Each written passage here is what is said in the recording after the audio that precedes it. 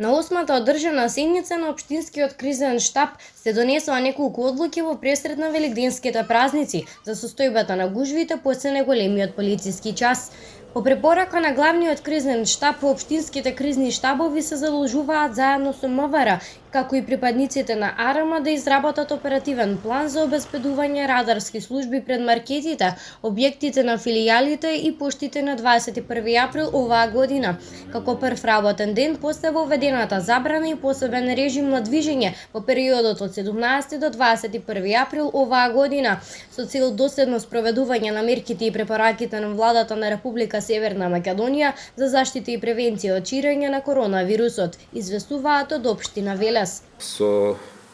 наредба на Државниот кризен штаб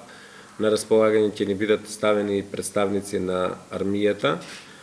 кои ќе ни помагаат во вторник, откако ќе заврши полицискиот час, бидејќи се очекува да има голема навалица гужва во маркетите на градскиот пазар, пред бранките и пред поштата.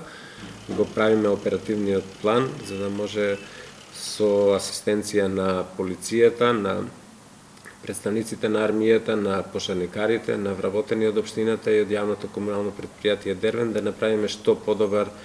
ред пред маркетите, во маркетите, пред банките, пред поштата и пред главниот градски пазар, за да не дојде до преблиски контакти на